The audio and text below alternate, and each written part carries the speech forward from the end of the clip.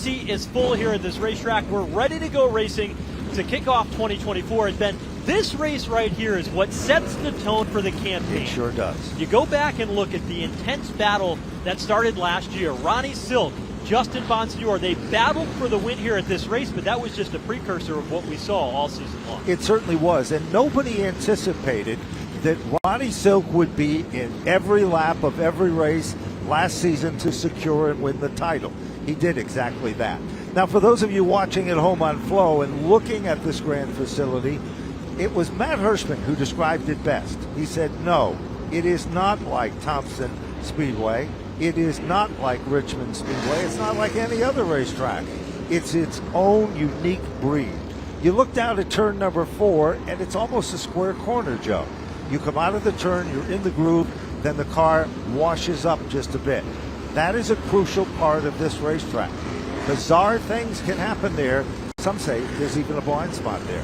Some will tell you that that end of the racetrack is one of the best passing opportunities in modified racing that they will race on all season long. The way you can dive off into turn number 3, it tends to be an action spot throughout the night, and that's going to be a spot that we're going to keep an eye on, and certainly being able to maneuver off that turn 4 as the track closes in on you is going to be a key as the race goes on. It certainly is. There's no such thing as a slide job here, by the way. Some racetracks have a groove and a pattern that is set up for that.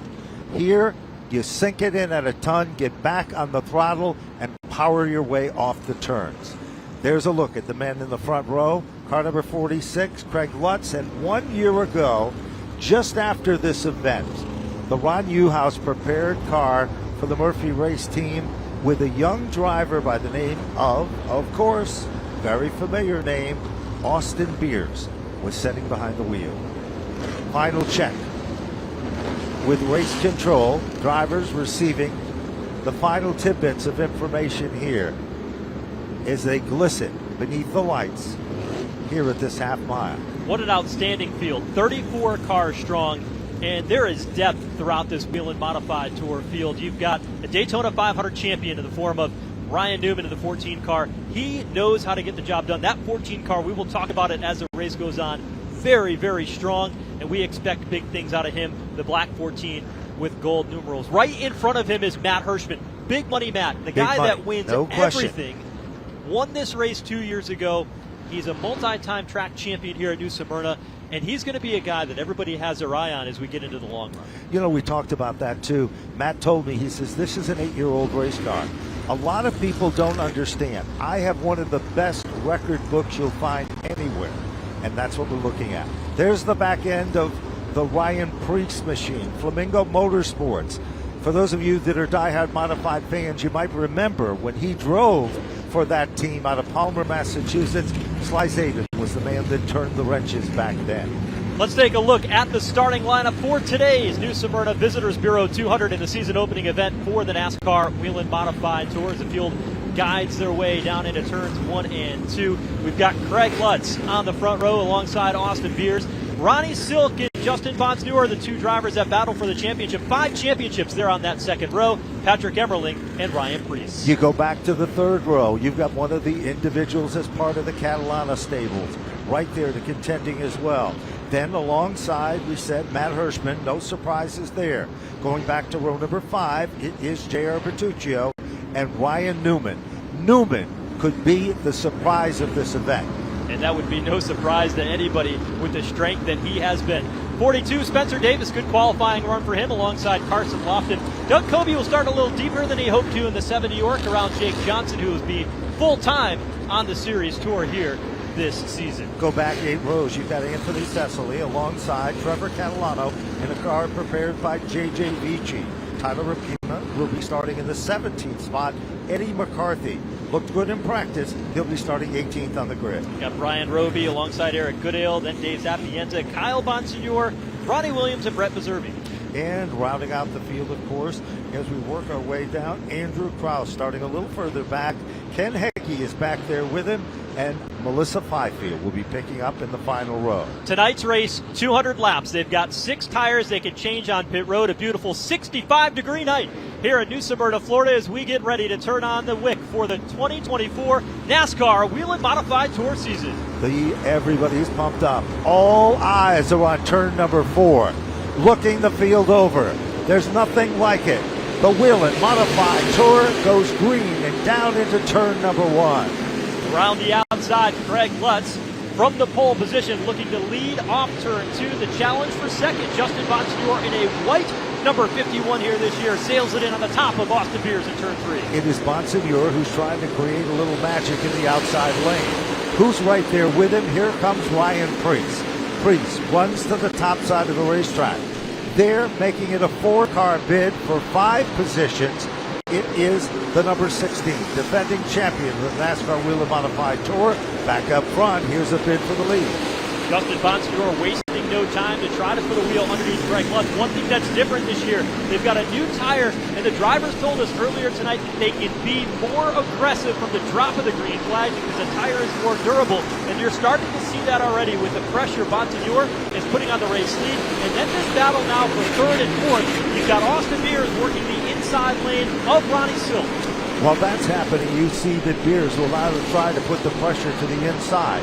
Silk is up on the wheel in the outside lane. All of a sudden, that will force Beers to drop back 1 position on the racetrack. A little further back in that pack of cars, we notice also things are starting to get settled in. Preece is starting to gain. Timing and scoring shows that Preece is closing up the gap on Justin Bonsignor. There's the battle. Look at Patrick Emmerling knocking on the back bumper of Newman. Ryan Newman, that 14 car that we talked about earlier in the open, is going to be somebody that we've got to keep an eye on as the race goes on. He's right in the tire tracks of Matt Hirschman. Now, Ryan Newman's been running modified racing for many years. He's been a regular on the tour. But when he didn't return to the team he ran last year, he decided that call up Joe Stearns, and that was a combination that was put together by Gary Putnam. And he said, that 14 car is a car you need to drive if you want to run at the Whelen Modified Tour. You know, and we talk so much about it. So many different drivers have sat behind the wheel of Gary Putnam's race cars, and they've had tremendous success in the process of doing just that. Preece still continues to try to close up that gap on Bonsignor in the 2nd position. No challenge so far for our leader, Craig Lutz. Craig Lutz looks like he is just pacing himself ever so slightly. Now we look through timing and scoring. Last circuit by, the margin between 1st and 2nd is still starting to close up just a bit. So Craig Lutz's story is an interesting one. He first drove this 46 car midway through the 2017 season. He scored his first pole that day at Smyrna Speedway. Then the team parted ways. They shut the team down for a period of time. Craig Lutz went to drive for other teams. Last year he drove for Danny Watts, who retired at the end of the year. The 46 at Goody Motorsports needed a driver, and who'd they call? Craig Lutz. They certainly did. He and returns. You know, there were so many drivers when that ride became available, they wanted that ride. They know the quality, the caliber, and the talent that turns the wrenches. But it was Lutz whose resume was atop of the chain, and he is the man setting the pace. Bonsignor is reeling him in a little further back at the bottom of the top 10. We see a good battle starting to shake up as Patrick Emmerling is trying to stay within the tire track. Trouble now, Catalano off the pace, not sure what happened there. Tucked himself to the inside, and here comes the number 3 machine working its way to the front, Jake Johnson. Now Jake is going to be a regular on the Whelen Modified Tour in 2024. He also runs the open shows and the Tri-Track Series presented by Monaco Ford as well. Meanwhile, single file the story, bottom of the top 10. Joe, nobody's stepping out of line there, and that might be something that is going to develop a little bit later in this event. Remember, 200 circuits on a half-mile racetrack is a long way to go.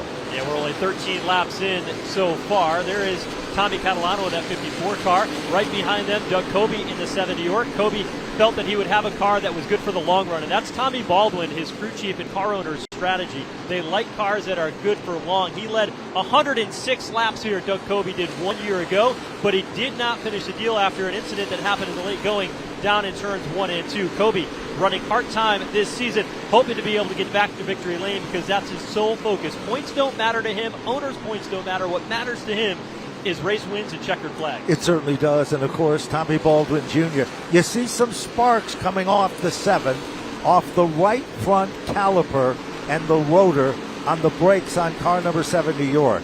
Baldwin, recovering from cancer treatments, thought he was going to have to set out this season. That is not the case, and Tommy Baldwin's car is back in winning form. Down on pit road, it is the number 09 machine that is heading down for Christopher Hatton. Hatton, of course, a regular runner here. He will head back behind the garage. We're watching all of the drivers for the most part, especially down in turns 3 and 4, pretty much sticking to the bottom. As the track rubbers up, they'll start working their way outside, as we see up front these leaders. Craig Lutz in the 46. Now, Justin Bonsignore looks in the rearview mirror. You see Ryan Preece, one of those drivers who's willing to step up half a lane to see if they can start rubbering that upper groove.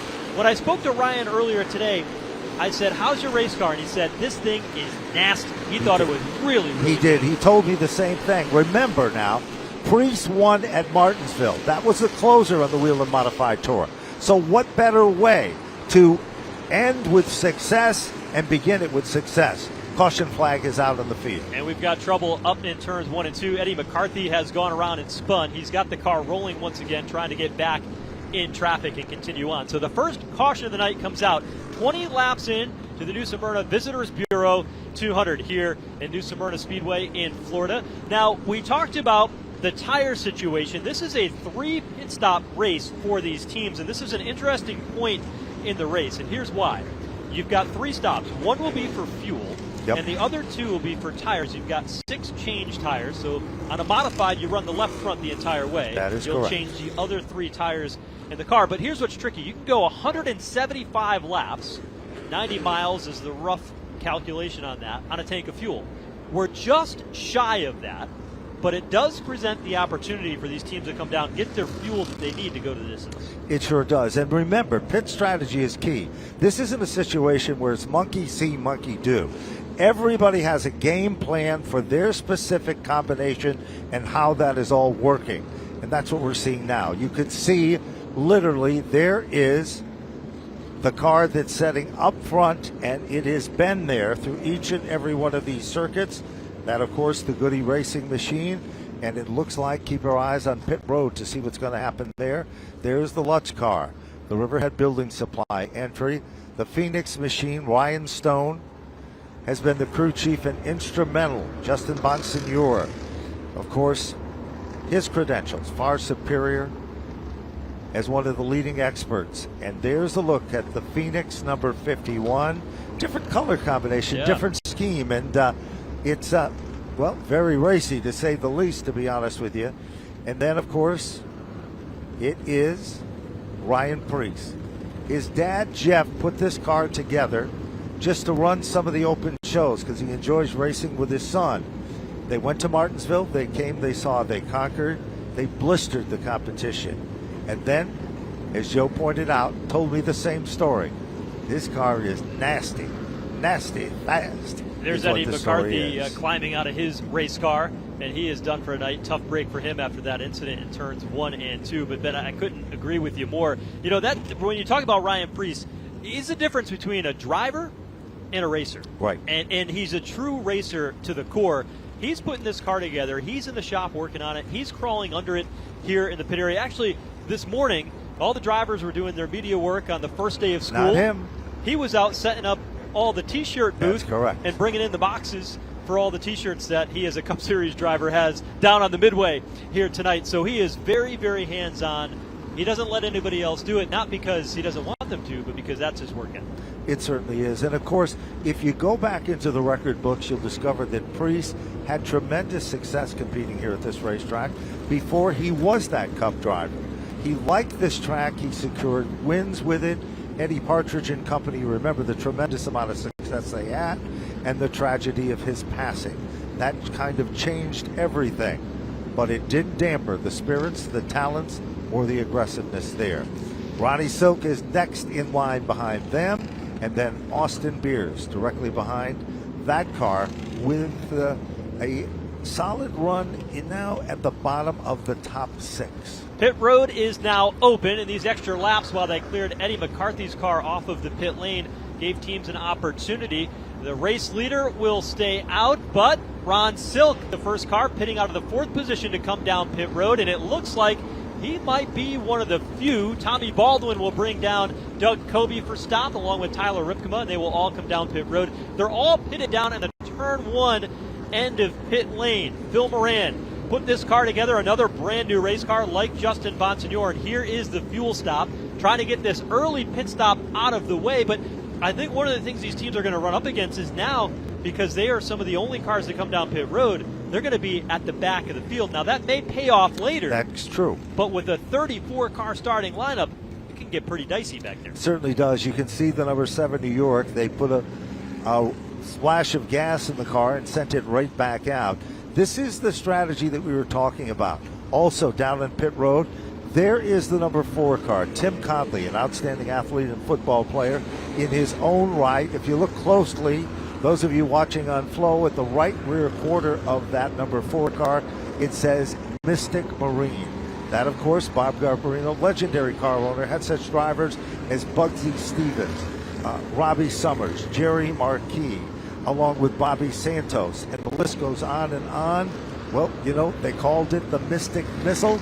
It's the car that everybody's looking for. Purchased it as it was setting at the marina in the garage, and Bob Garbarino said, I'm not just going to let anybody have it. Well, this is a different car, but that was the incentive that got Tim Conley back to racing here again. So after this round of pit stops, let's take a look, because the running order has changed just a bit. We've completed 25 laps of the 200 here tonight. Craig Lutz continues to be the race leader. He's led from the pole here tonight. Justin Bonsignor, Ryan Preece, Austin Beers, and Matt Hirschman. That's your top 5. And then Ryan Newman right there in 6th. And then we go back to the 7th spot. Patrick Emmeling's dropped back a couple spots. Jake Johnson showing consistently in the Boulder 3 in the 8th position. Then it's Tommy Catalano in the 9th spot, and then Spencer Davis to round out the top 10.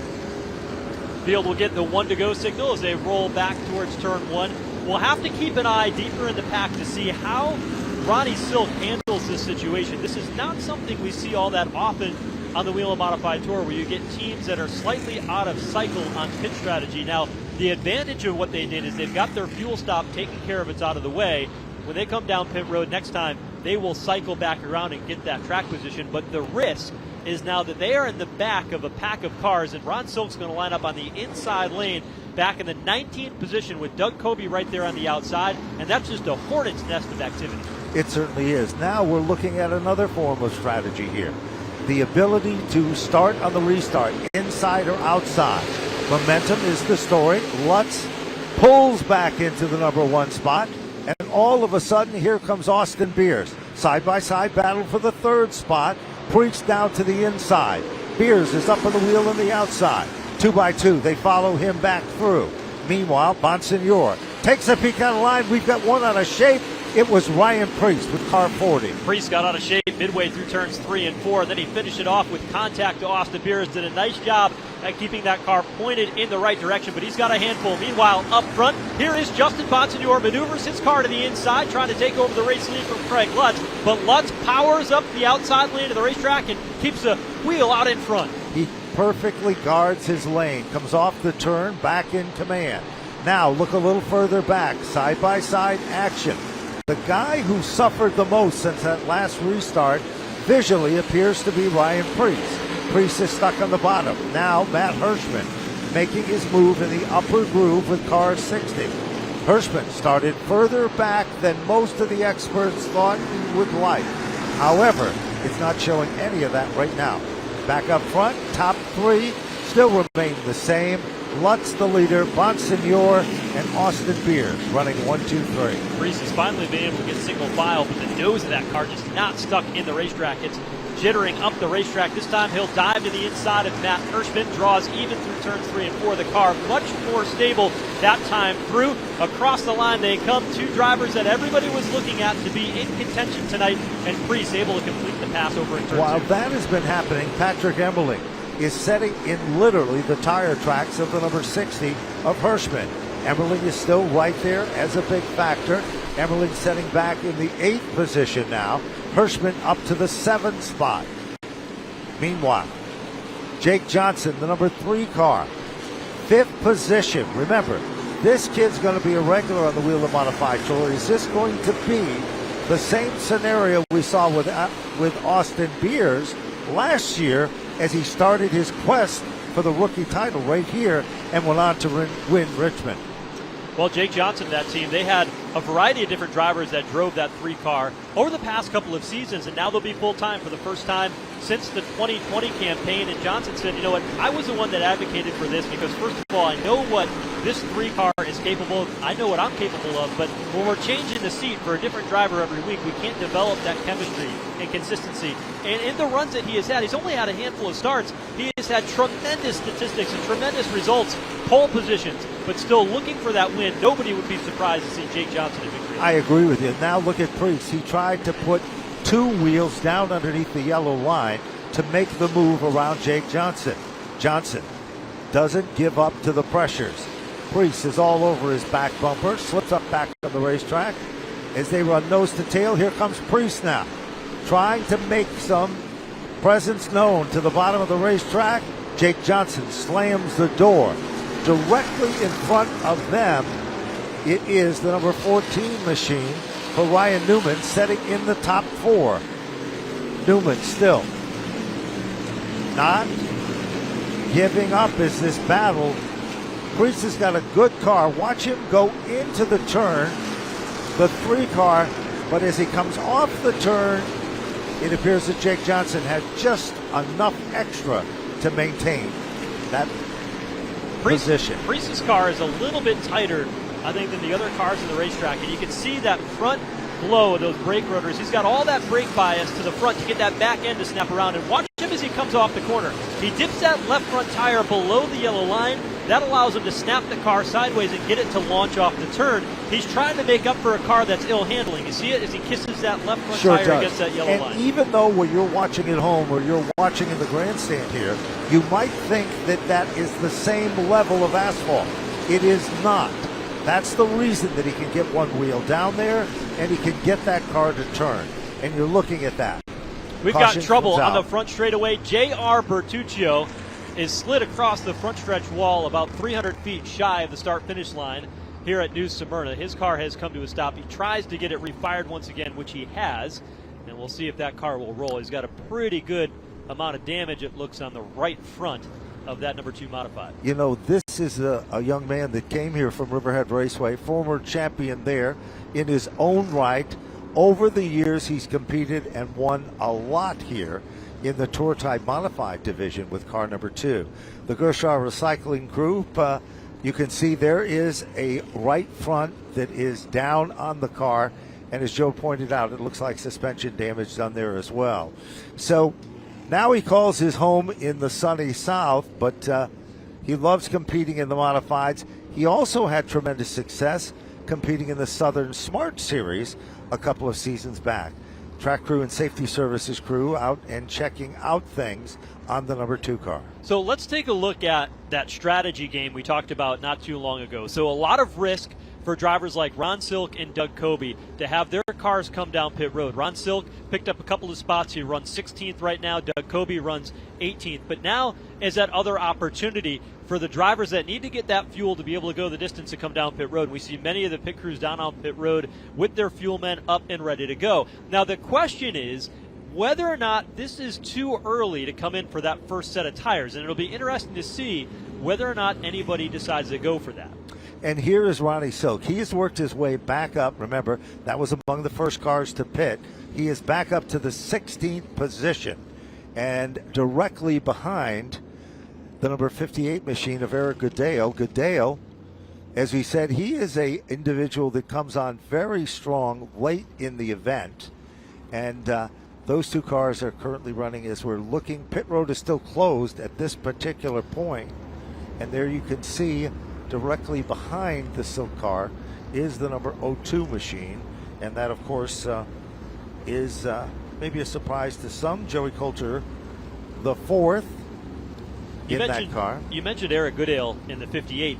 You know, I thought he was going to be a lot stronger today. He likes this racetrack. When you look at the type of tracks that Eric Goodale runs well at, it's tracks like Thompson, tracks that carry a lot of speed.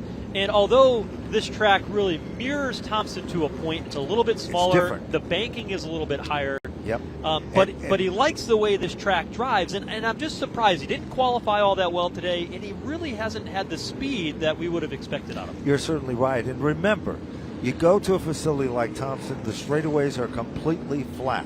The turns are banked. It is an oversized, or depending on how you look at it, an undersized 5/8 or an oversized half-mile facility. And we have seen it on many, many occasions that when these competitors run good at one racetrack, it's a different combination. Here comes Justin Bonsignore. He's leading that Congo line back down on pit road. And Priest is already in. Ryan Newman, the 14 car, is there. Jake Johnson is coming in as well. And then Matt Hirschman, car number 60, are looking directly at it. Behind Old Blue, the number 3 machine.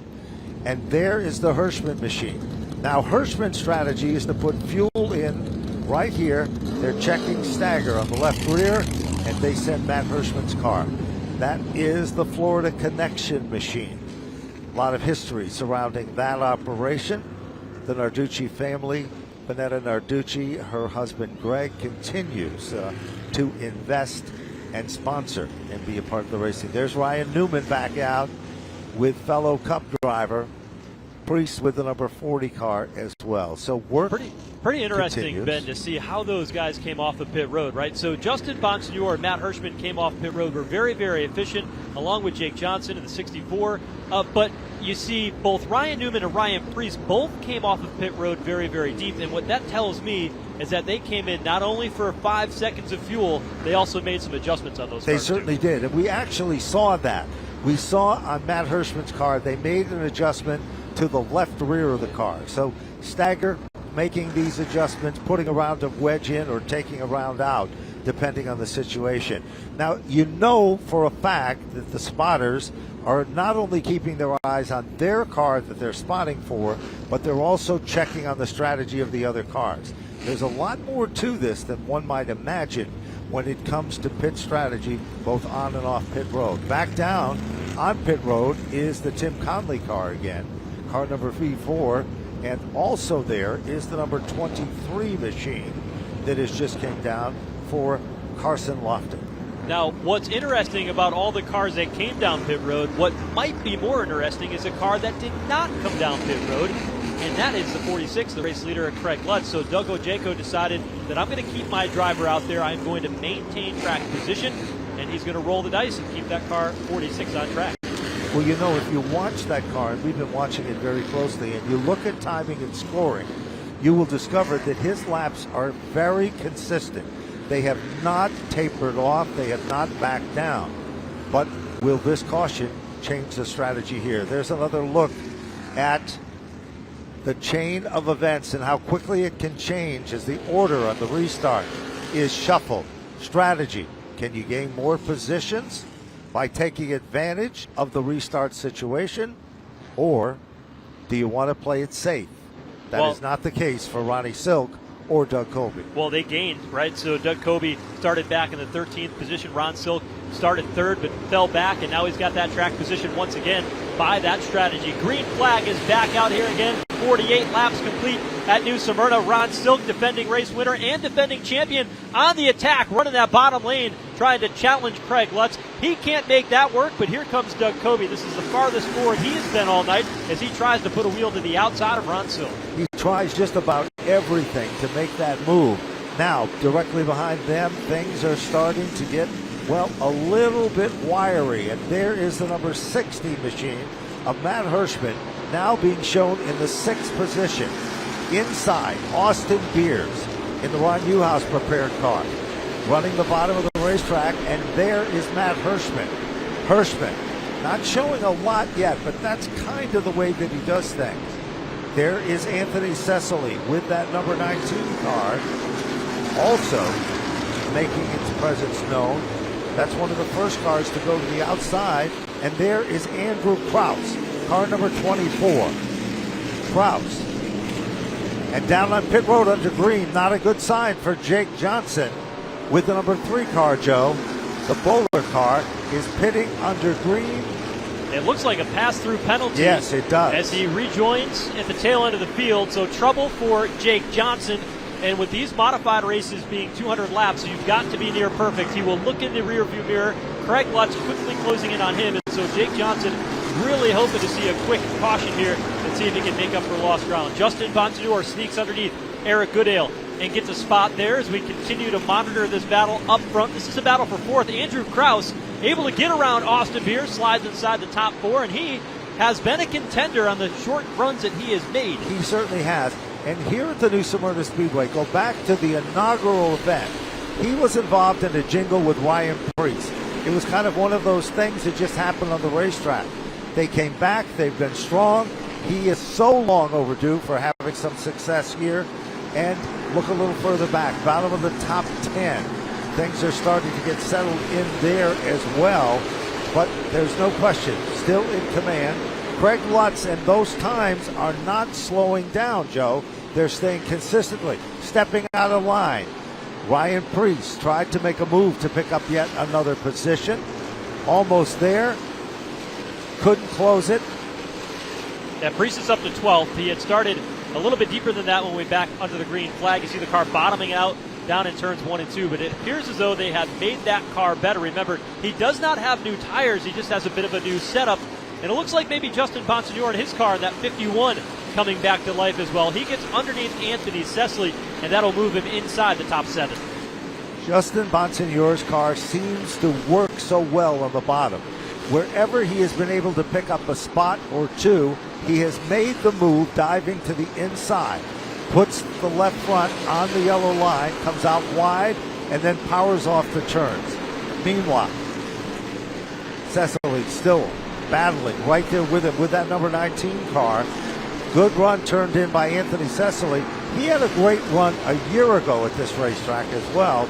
So he likes the track, he likes the speed, and he's obviously got a good race car here today. And the story behind that number 19 car, Stephen Kopchik used to maintain these race cars, but as of 2 weeks ago, Stephen Kopchik, Tommy Wannick, car owner, they parted ways, so they didn't have the mechanic behind the scenes. Anthony Cecily had to go up to Newtown, Connecticut, where those cars were kept, pick those cars up, and over the past 2 weeks, prepare that race car to come racing here. And what they're up against is a tall order with the talent in this field. He's got that car running in the 8th position. That's a pretty solid run in the early going, considering what they have been up against. Yes, and he's been consistent all throughout the day. He was strong in practice, strong in qualifying.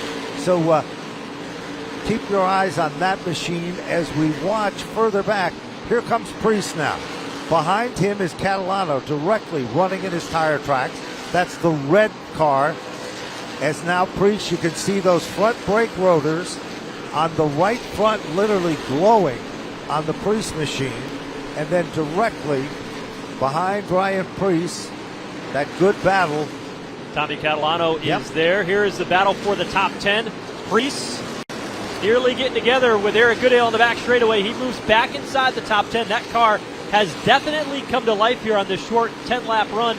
They'll make it 15 laps since we saw the green flag not too long ago. Here's another competitor to keep your eyes on. It is the number 99 of Ronnie Williams. Williams driving a car that the Tomeno family, no one has a record like Jamie Tomeno on the NASCAR Whelen Modified Tour. Almost perfect attendance, still competing. Every year he competes in at least one event. His son Trevor is in charge of that. Empower Financial, Adam Scavora. He'll be maintaining the number 50 car for Ronnie Williams in the Tour Type Modifieds event here. This is a combination of kind of a new chassis and a new setup for the Tomeno family, and they've been around a long time.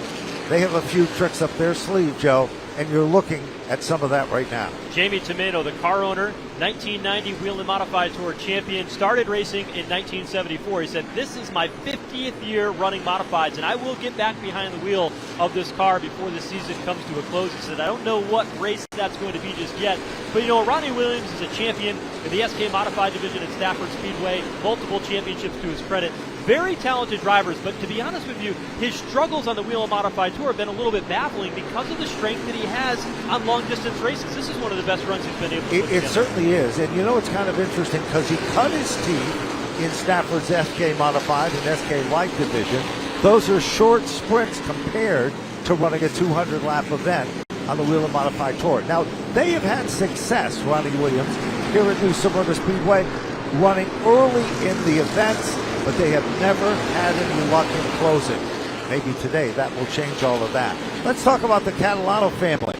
They brought not one, not two, not three, not four, not five, but 7 race cars to compete in this series. From full-bodied cars, everybody in the family, including Mom, has been competing. This kid's got a ton of talent. We both agree it's been a long time, and he is so overdue for having some success. He's all over Patrick Emmerling in the #1 car. You look at the Catalano camps, they've got 3 modifieds. 3 of the 4 brothers in the family will be running all season long. Tommy Catalano, he said, I'm going to give my cars that I've run over the past couple of years to my younger brothers, Tyler, who's 19, Trevor, who's 16. Both are in the field here tonight. And Tommy said, this race car that I'm driving tonight really isn't all that good. It's probably the least effective in the fleet, but right now he's not having all that bad of a run. He makes a move for the top 10 spot underneath Patrick Emmerling and continues to run well here tonight, and they were completely dissatisfied with this race car earlier. They certainly were, and you have to remember this. Each one of these teams has a different individual crew chiefing and calling the shots for the specific race cars. Although they might appear to look the same and react the same, different people are calling the shots, and the strategy is different. This young Catalano, like his brothers, is looking good. Look at this battle between Beers and Justin Bonsignor. Beers. Right there, Joe, as they come off the turn. And he exhausts Austin Beers a bit.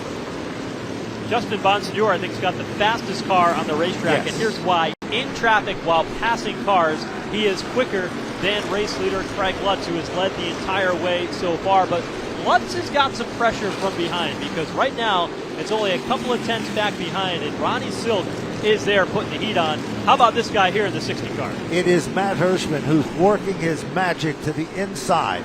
He goes down underneath Doug Colby. Hirschman picks up a spot, now sets his sights and moves in one step closer. Matt Hirschman now setting among the top 3 positions.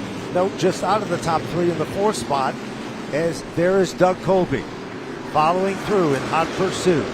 Hirschman always is known for having a good long-run car and conserving his equipment. We're 77 laps in.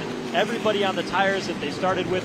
Matt Hirschman, one of the most patient drivers in modified racing, and he's got that car that will go on those long runs. And I said, well, that's great at the beginning of the race, but how does that work at the end of the race when we typically have cautions and have those short-run speed? He said, I will find the speed of my race car. I've got enough adjustability, but right now leaning on that long-run speed to make his way forward. Let's go back to the front of the field. Craig Lutz still is in command, but there's no doubt that Ronnie Silk is closing up that gap every circuit by. The margin is getting closer and closer.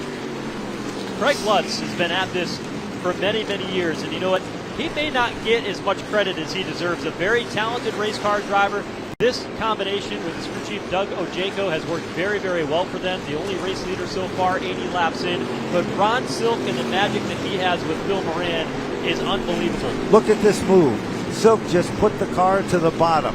Lutz's car might be losing some of its magic because we have, for the very first time, a different leader, and it is car number 16, Ronnie Silk, defending champion of the NASCAR Whelen Modified Tour.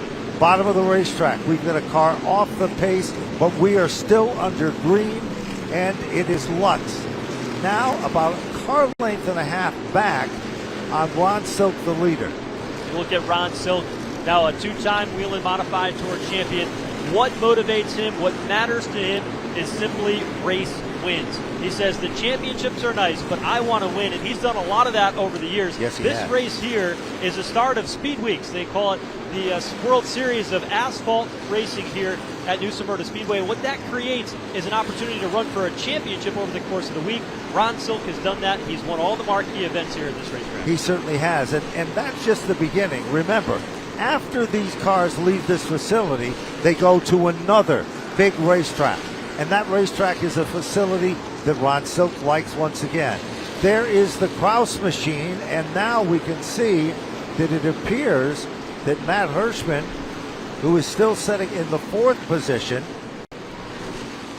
starting to close in on him. Hirschman's time mirroring that of Ronnie Silk. So Silk just a little bit quicker, but another solid run by Kraus sitting there in 3rd. Hirschman continuing to gain ground, sitting there in the 4th spot. Bonsignor, his lap times have settled in a little bit, not as quick as Ron Silk, and you see that gap has grown to about a second for Ron Silk back to Craig Lutz. It sure has, and of course, meanwhile, looking a little further back, coming up on lap traffic, Anthony Cecily was a huge factor just a few laps ago, and now he's being put a lap down. Here comes Matt Hirschman again. Kraus still continuing with that 24 car, starting to pull away just a bit. You watch closely as they come up off turn 2. You'll see the rubber start flying off these tires, lap in and lap out. They're really starting to wear things out. Look at Hirschman up on the wheel here. Look at the back of that spoiler. You can see the rubber just built up on the back of that 60 car. These tires are starting to get thin. I don't think anybody expected with a 34 car starting field. Everybody has been behaved tonight. We'll see if that continues, but this long green flag run I don't think was in the script tonight. I think you're exactly right. And remember, nobody knew exactly what to anticipate out of these tires. They have competed and run these tires before, but however, they were not sure. Literally, the asphalt combination on this racetrack is different than almost any other racetrack that these competitors would run at. So, there is Silk now underneath the Ford number 34 machine. Putting some good cars lap down. J.B. Fortin running in the 24th position right now, so 23 cars remain on the lead lap, and the one ahead of him is Jake Johnson, who had that pit road penalty. He was able to extend the advantage just a little bit over Craig Lutz and maintain his position on the lead lap, but he looks in the rearview mirror. He is praying for a caution to maintain that position and continue to be able to stay on the lead lap. Certainly has, and of course, Silk is setting in that spot, but gaining very, very quickly on the Jake Johnson machine, the old blue. Johnson came out of the Seacog Speedway. His dad competed there, had a lot of success. As he said before, he runs the open shows as well, and he runs full body cars and just about everything to get experience. Now Silk's car back in is starting to loosen up just a bit. You know the old saying, they say that loose is fast. Well, there's no question about it. Watch him wrestle the wheel coming off that 4th turn as he comes back to the line. One of those cars when you start off the season and you've got a championship winning race car and chassis, and you said, well, I'm going to put a new one out on the track. And so the crew chief of the team always wonders, is it going to be as good as what we had before? And Ron Silk, Phil Moran, Tyler Haight, and Joe Yanone, who are the 2 car owners on this team, have put together another fantastic piece, and it looks effortless for Ron Silk. It does, and it does not seem to be a problem whatsoever as he again wheels in now in striking distance with the Jake Johnson machine. Silk puts the car to the bottom like it was running on rails. He goes around Jake Johnson very impressively and now sets his sights on the next target in line. That's Chris Hatton, who will give way to the inside lane. He's been down several laps here tonight after going to the garage earlier today, but Jake Johnson really did not give up much of a fight, but Craig Lutz, he's in a fight right now. Matt Hirschman challenging now for the 2nd position, make it the 3rd position as Lutz has fallen back behind Andrew Kraus now. So Lutz, he's about out of tire. You see that car getting a little bit sideways, white knuckle driving with those white gloves. for Craig Lutz, and you've got Matt Hirschman with a big smiling face in the rearview mirror. It's never a good sign for a modified It driver. is not, and that's exactly what is going on there. But it is still Lutz who tries to guard the spot. Lapped automobile just in front of these two. Will it act as a pick coming off the turn back down? It is still a solid battle off turn number 4. Meanwhile, trying to make the move to the inside. Here comes Matt Hirschman. Hirschman makes the pass underneath Lutz. Smart move by Craig Lutz. He knows Matt Hirschman is faster. He knows Matt's long run speed is always good as we come across the halfway point in tonight's new Smyrna Visitors Bureau 200 for the NASCAR Whelen Modified Tour. No sense in using your race car up here. You know you've got tires on pit road. You know you still have to make a pit stop if you're Craig Lutz. He hasn't been down pit road at all. And so there's still a lot of opportunity for them. There certainly is. And you have to remember that previously to the Modified Tour running at this racetrack for their first stop, these competitors, the longest distance race they might have been able to compete in was here in the World Series for the Richie Evans Memorial 100. It taps things off. So for some of these teams, they know what to expect and anticipate with the changes of the racetrack and the changes of the equipment itself. Continuing to work here as we roll through and now into the second half of the race. 102 laps complete. We saw Craig Lutz lead a majority of the way in the first half. Then Ronnie Silk took over the lead on lap 81. We watched Silk in that 16 car now as he guides it through turns 1 and 2. But quickly closing in is Andrew Krause in that 24 car. His family operates the Wall Stadium in New Jersey, and he puts his focus on running there and supporting the family operation on the Saturday nights in the summer. That prevents him from running the full Whelen Modified Tour schedule, but when he shows up, he's been more and more impressive, and right now he is challenging for the race lead midway down the back straightaway on Ron Silk. He really does. He's able to reel him in. Now takes a look at the inside. Silk knows he's there. Silk's spotter telling him exactly what the margin is between him and the car that is running behind him. Directly in front of them, the Riverhead Building Supply machine of Eric Goodale. Here comes Silk, looking to go to the outside of Goodale. Not as easy as he thought it might be, I'm sure, but now is able to, well, be able to pull around and take over the spot. But who's right there with him? Andrew Krause. Krause has got a powerhouse of a race car, and it's not showing any of the wear whatsoever. He's got the back bumper of that 24. Looks like it's been knocked off earlier in the race using that chrome horn, or somebody was using it on him. But Krause, he's got that car turning pretty good. You start to see Ron Silk get a little bit more active in that race car. Earlier, he was very effortless. Now you see those gloves sashaying back and forth. The car not as firmly planted in the racetrack on the exit of turn 2. That has allowed Krause to close in. And now, while that's been going on, the 23 and the 1 car of Patrick Emmerling, they also have a good battle going on. Those two competitors, of course, Carson Lofton there as well. And there is Patrick Emmerling. Silk comes up alongside. Wasn't very long ago that Patrick Emmerling looked like a shoe-in. Directly in front of the leader, Ron Silk, is Tim Conley. Now, Silk's been in this position quite a bit in the Whelen Modified Tour, but for Andrew Krause, he has not been in the position of being near the front of the field and working his way through lap traffic. And right now they are 2 by 2 in front of him. Tim Conley in the lane where Ron Silk wants to run. He'll have to follow him through and work around Gary McDonald. That's not an easy task whatsoever. While that was happening, we've noticed that Patrick Emmerling's car all of a sudden had gotten exceptionally loose.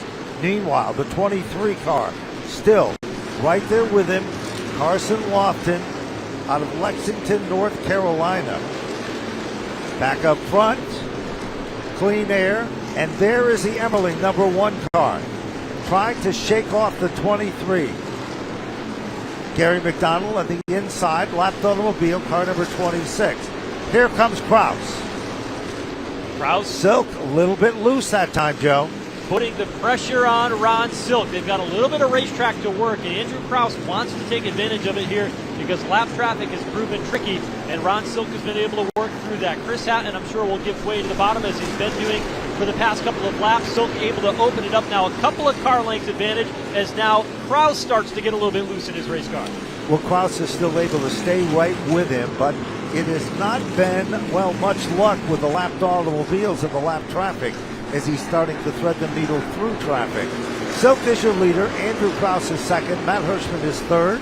Justin Bonsignor is fourth. And Craig Lutz, the early leader, will round out the top five. Here comes Andrew Krause. Closes right back into the back bumper of Ron Silk once again. Looks to the bottom off turn number 2. Puts a wheel to the inside lane. Here comes Andrew Krause to the bottom of turn 3. He'll take over the race lead over the defending champion. He makes it look so easy. The Oval Speed sponsored car now takes over the lead. This is another lead change in this event. And once Krause gets into the lead, he starts to string it out even more at this particular point in the event. Third leader of the race, Craig Lutz, Ron Silk, and now Andrew Krause showing the way here in the Modifieds. We talked about it, the first stop of the Whelen Modified Tour.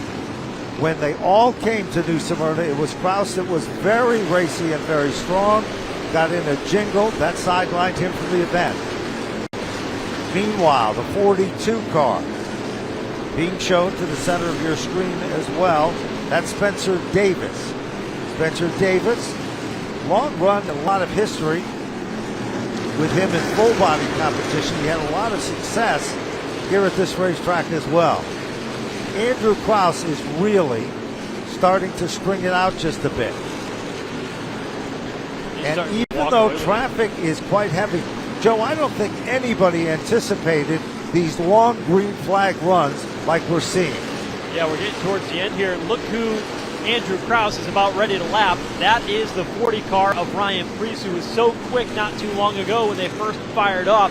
Preece right now running in the 17th position. Andrew Krause will pull to the outside, midway down the back straightaway, and trying to make quick work of Ryan Preece, but Preece does not want to let this happen. Now Preece in that lucky dog position, but Andrew Krause goes skating right on by and bypasses the 40. He made it look so easy with a lot of finesse and style. Directly behind them, there is another good battle going on. Preece is there. We haven't talked much about this. Lutz is back in the 6th position. Austin Beers is back up to the 7th spot as we speak. Anthony Cecily setting in 8th. So there is Ryan Preece trying to hold off the cars behind him to maintain that position as the lucky dog. But as he does that, you've got to keep an eye on the 14 of Ryan Newman, because as soon as Andrew Krause gets ahead of that next car, then he will no longer be the lucky dog driver. Wow, we just saw a situation that could have been a costly one, as all of a sudden Preece's car, you can see that car is skating all over the racetrack. He is really manhandling the automobile. That's not to his likings. It's just he's hoping that there will be a caution that he can go in and make that adjustment. And there will be a caution. I mean, we are now 125, coming up on 125 laps into this race, and every single one of these race cars is skating around this racetrack. It is only a matter of time before the tires run out and somebody gets themselves into trouble, because it is just right on the razor edge. And as you're looking right now, there is Andrew Krause running directly behind the number 14 machine, Ryan Newman. Newman's car broke a little bit of looseness there for a second, gathered it back, and then Krause, and this is working to the advantage of Silk, who is now moving right back in. Newman slips up the track, Krause goes by, Silk looking for the same piece of real estate here. Silk will work to the bottom as Ryan Newman gives way. Now Ryan Newman, one of the most difficult drivers to pass, and Silk just lost the nose coming up off turn 4, and that lost momentum, but the caution is out. It's Patrick Emmerling who is stopped off turn 2. He's got the car rolling once again. Our third caution of the night on lap 127, and for many of these drivers, it couldn't have come at a better time. But the question is, who was the first car one lap down?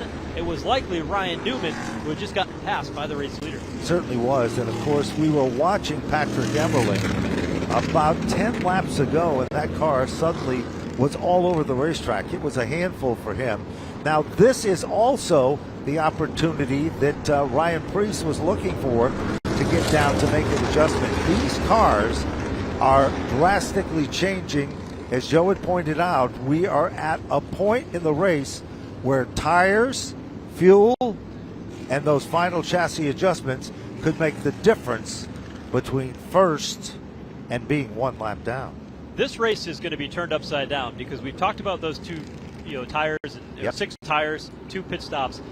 Craig Lutz still has to get fuel, so he's got to come down pit road a couple of times. But that doesn't rule us out, with 72 laps to go, of coming out a little bit later and getting pit stops and tires with 30 laps to go if the opportunity exists. So this is going to set up what could be one long run to the finish or 2 short Saturday night feature events with fresh tires at the end of each one. It certainly is. And there you saw on your screen, of course, the car that is leading the event, and that, of course, is the Kraus machine, a car that is very, very consistent and strong. Meanwhile, we're looking back at the bottom of the top 20. Ryan Newman is in the 16th position. Doug Colby was in 15th position. And so the story with that, Ryan Newman was the lucky dog. He will get his lap back. The drivers that were trapped next would have been Tyler Catalano and Ryan Preece, who will be stuck a lap down. Right.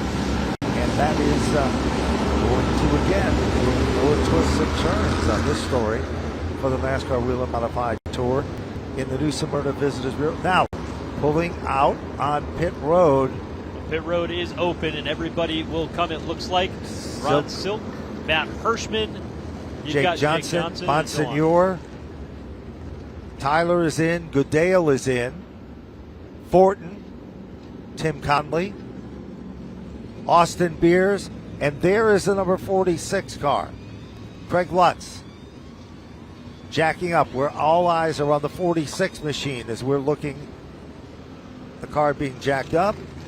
64 car of Austin Beers could not get cleanly into his pit stall, his right rear tire hanging out, and that is going to make it hard for him to exit pit road if Justin Bonsignor doesn't complete his service on time. But Ronnie Silk, he will win the race off of pit road. JB Fortin will skate out second. Here comes Bonsignor. He is able to squeak on by. The number 3 of Jake Johnson makes it by. 64 of Austin Beers loses a little bit of ground, got kind of pinched on pit road. Tyler Ripkema also makes it back out. And Kyle Bonsignor of that pack. Oh, trouble. Pit road. 3/4 of the way down. Tommy Catalano got into the back of the 18 of Ken Hagee. Ken Hagee was trying to turn into his stall. Anthony Cecily has missed his pit stall, and he is trying to back up to his crew. That's a gap that would get you to the garage. And matter of fact, he's just trying to leave pit lane and had gotten in that tangle as well. So Cecily is able to get rolling once again. And Hagee does make it back out. Way down the other end of pit road, we were keeping our eyes on. Now it appears that Craig Lutz, they made the tire change. Now they're going for the fuel, Joe. And the reason for that is because when you're changing tires at a high rate of speed, sparks fly, and they don't want to have fuel and sparks on the same pit stop. And that's why they put the rule in place from a safety standpoint where you can only do one or the other on a pit stop. So Craig Lutz had to cycle back around and do that. He was the only car that did not come down on one of those first 2 cautions to get fuel, but now he's paying the price for that. Yeah, he led 81 laps of this race, but now he's going to be at the tail end, or at least mid-pack, still on the lead lap, but he's going to have some work to do. Certainly is, and of course we're looking at timing and scoring. Ronnie Silk still shown as the leader. There's a look at the Kraus machine. Right there, car number 24. Now Ryan Preece is on pit road. Being a lap down, he pitted on the lap down side of the round of pit stops. They are making a lot of adjustments on that car. They'll change 3 tires on it. They'll make adjustments to the right front suspension as well. They are taking their time to try to get that race car better here and what is going to be a short run to the finish, but he is able to drop the jack and make his way back out onto the racetrack. You know, we saw that car so strong at the start of this event, then we saw him literally having to manhandle the automobile. Now we're looking at what appears to be one of the Catalano cars that stopped to the inside of the racetrack, while pit road is not open at this point. And there's the Lutz machine. And Andrew Krause's car, you can see the sticker, right front tire, right rear tire as well. So interesting there, right? So he came down as the race leader, and it appeared as though that Ronnie Silk was the first car to come down pit lane, and that Andrew Krause missed that first run at pit road. Yes, it did appear that that was the story in the case, and that could be the deciding factor in this event as well. So, down in pit road, receiving the assistance is the number 54 machine, part of the Catalano stables. That, of course, is having a problem getting fired back up, and that's Tommy Catalano, who was very strong in the FX Capara machine, and that car is being pushed behind the wall, and that is not a good situation at this point in the event. Field working under the caution here, 134 laps complete. Ryan Preece, you saw him a moment ago on and off pit road for more work on that 40 car. Again, he is trapped a lap down at the tail end of the field, so he's looking for a quick caution. There is Ryan Newman. Ryan Newman will get the opportunity to come back around, and we haven't really had the opportunity to talk deeply about this story, but Ryan Newman, Gary Putnam, we talked about that connection. Yes. Joe Stearns ran this car a couple of times last season. At one point in time, he had Chuck Hosfeld behind the wheel.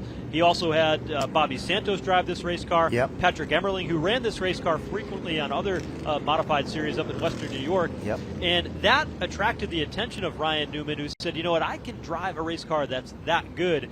And this team, I think, can do a lot of really good things here in modified racing, especially with that combination. It's a one-off race for now, depending on how tonight goes and whether or not they'll continue on with the rest of the season. And Gary Putnam has been around the sport since he was a youngster. He grew up in Vernon, Connecticut. His first team that he was involved with was with Carl Pastriak, and he has moved to the South, well-respected, a real solid guy who has a real understanding. Max McLaughlin has also driven for Gary Putnam before. Wherever Gary Putnam unloads his race car, it is usually a factor. Horton's machine is down on pit road again, car number 34. Looks like they're going to do what appears to be jacking up the right side, making a sway bar adjustment on that number 34 on pit road. So working the caution here, Doug Kobe, you get a look at that 70 York car. He's running in the 6th position after that round of pit stops. Here's how they run right now as we're working the caution. Ronnie Silk, Justin Bonsignor 1-2. That's how they finished a year ago. Matt Hirschman, he won the race a couple years ago here. He runs 3rd. Austin Beers, Tyler Ripkema inside the top 5. Then we go to the 6th spot, which is Doug Kobe. 7th spot, Craig Lutz being shown there. 8th position, it is Kyle Bonsignor. 9th position, it is Andrew Krause. Rounding out the top 10, it is Ryan Newman with car number 14 in position number 10. Jake Johnson, Eric Goodale, Ronnie Williams, that's through 13th. Anthony Cecily, 14th. And Brian Roby, we haven't talked about him much tonight. He's having a solid run as he goes after Sunoco Rookie of the Year honors. Dave Sapienza and Patrick Emmerling running in 17th. And, of course, the last caution came out when Patrick Emmerling's car appeared to stop and slow on the racetrack coming off turn number 2. So, field is now getting reassembled. The choice will be a deciding factor. There's no question about it. You can gain so many spots with the right choice. Seems like the outside is where always has been at this particular racetrack. Yeah. And unlike the NASCAR National Series, it's only the front row that can choose. So the race leader can choose top or bottom. On the restart here in this series, it does not fall through rows 2 and the rest of the way through. And, you would expect that Ron Silk is going to take the outside lane. Justin Bonsignor, who will ride in the 2nd position. These two battled throughout the entire 2023 campaign and have for many, many years. They are both well-respected modified racers. Both of them will go down in the history books of being some of the best to ever drive. And, you talk about how this race sets the tone for the rest of the season. What we see coming out of here gets you off on the right foot. It's 2 months or a month before we race at Richmond on March 29th. You want to have momentum as you start into the heat of the season. Yes, you do. And we've just received some information from the NASCAR officials that Ryan Preece pitted too early, him and the 34 car of Fortin. So that is going to cost them, and that is a costly situation, by the way. So pit road was closed when both of those cars came in, and so there'll be further consequence to that for both of those race cars. So field comes across the line this time by. They will get the 1 to go signal, and Ronnie Silk will indeed take the outside lane. Now, Austin Beers has been pretty quiet here tonight, but the last time he got an opportunity to start in the outside lane, he was able to make some ground and get himself back in contention. Good work for their pit crew to be able to get him some track position down on pit road. He'll line up alongside his neighbor on Mud Lane in Northampton, Pennsylvania. That's Big Money Matt to the bottom in row number 2. Then it is, of course, Rapima on that third row to the inside. And then outside is Doug Colby, the 6-time champion of the NASCAR Whelen Modified Tour. We'll get the restart with 61 laps to go in the New Smyrna Visitors Bureau 200 at New Smyrna Speedway. They roll up off turn number 4. Green flag flies, and Ron Silk hammer down into turn 1. He'll clear Justin Bonsignor. Bonsignor tucks in right behind with a challenge from Austin Beers. While all that is happening, Kraus has already started to move to the inside. He's at the bottom of the top 10. He's not going to stay there for long. You can see him threading the needle and working his way back to contend.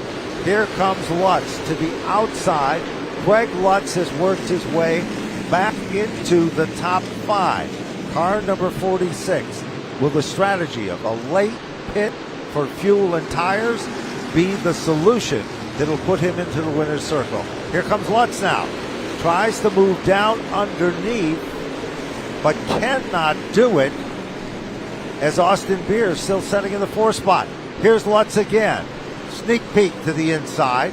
Behind him, stepping out of line, Andrew Kraus, following the number 3 car of Jake Johnson. We'll see how Craig Lutz can do in traffic. This is the first time all night that he has had to drive from the back to the front, and he is starting to make up ground. That car still looks very good. What was a long-run event has turned into a sprint race to the finish. 58 laps to go. Craig Lutz on the move, but does he have anything for Matt Hirschman directly ahead? It's the battle for the 3rd spot down into turns 1 and 2. Craig Lutz closes in. Hirschman goes high, and Lutz is there. It is Lutz sitting in that 4th position. Tries to take a look to the outside. This time doesn't work. Pulls back in the line. Looks to go low. Directly behind them is another fierce battle going on. Beers is trying to shake off Doug Colby in the Baldwin number 7 New York. Beers got a little bit loose that time. Joe, here comes Doug Colby. Colby to the outside, muscling his way around. Doug Colby will pick up the spot. Car number 64 drops back to 6 as Colby now is back into the top 5. The wheel to wheel for the moment. Austin Beers trying to stick in underneath in turn number 3. Cannot make it happen. Up front, though, the attack is on. Justin Bonsignor putting heat on Ronnie Silk into turn 1. They are nose to tail as they hit the making of turns 1 and 2. Bonsignor carves down to the bottom of the back straightaway. There's no question they continue to run tight and fierce. Meanwhile, trying to get off the racetrack is Anthony Cecily in the bottom of turn number 4. Cecily's car has come to a stop at the entrance of pit row. Caution number 4 now is into the record books. Caution 4 of the night, and it comes on lap 147. Anthony Cecily had been limping around the racetrack for about 2 laps, still rolling ever so slightly the downhill motion into pit road, but it just does not work for him, and that's certainly going to be a tough end to his night. But that intensity at the front of the field, this is almost like what happened here a year ago between these 2 drivers. Cautions late, bunch them back up together once again. Earlier in the broadcast tonight, we talked about the difference in the tires and that difference of having that long run speed and whether or not your car fires off. Well, Ron Silk, his car fires off pretty quickly on the restart, but it took Justin Bonsignor 5 or 6 laps to get the heat in those tires and get it to the point where he can start roll once again. And that's something to keep an eye on. And while those 2 have been in a battle out front, Matt Hirschman has been very quiet, kind of setting back in that 3rd position. Now, Hirschman's strategy and his setup is his race car, completely different dynamic. So, is Hirschman saving anything? Well, they don't call him Big Money Matt for nothing. He's looking for the money. But there is the Future Homes, car number 16. Phil Moran built this brand new race car with one thing in mind: to get a win here where they left off last year with a win, and they went on to become the champion. of the NASCAR Whelen Modified Tour. And there is the number 16 machine of Ronnie Silk. Bonsignor, the Ryan Stone prepared car, in second. Third, in single file formation, the 60 of Hirschman. And Hirschman is just so talented. When you look at what he's been able to accomplish, he doesn't run for a championship in any one series. Last season, he came away with 19 victories, and he was injured with a broken wrist for a couple of months right in the heart of the season. The year before that, 28 wins in a season. He ran in all 4 of the major touring modified series. And what's interesting is that's a short race format, a long race format, some races with pit stops, some without. And Matt Hirschman knows how to adapt. And quite honestly, he enjoys it, and his talent is just amazing of what he's been able to do. You know, then you combine that with this other factor that we talked about before. That car is 8 years old. Almost every car competing on the Whelen Modified Tour, they have a newer chassis, or they've went to a different combination. Not for the Hirschman family. They believe in the product and what they've got. There is the Ryan Newman machine, the Advantage car on pit road. Interesting call. Also, you saw a moment ago, Austin Beers and that team on pit road to take some tires. They'll take 3 tires, will be their last set of tires to make that adjustment. Looks like they did not get the left rear tire completely tightened, though, and they will try to do that. But quickly coming down the front straightaway is the pace truck, and could that trap him a lap down? Austin Beers all the way in the turn 1 end. He is able to make it out, Joe. And the lights just of the pace car have gone time out as well, and that will certainly allow him to rejoin at the tail end of the field. But interesting call there, because now if everybody else comes in and get those tires in the late going, Austin Beers would have the track position. And so we'll see if any of these other crew chiefs decide to bring their cars down pit road. And of course, we still also some other competitors that are working their way back up to the front include Ronnie Williams, who's become a factor again with the Tomato number 99 car. Kyle Bonsignor, just out of the top 6 positions there as well.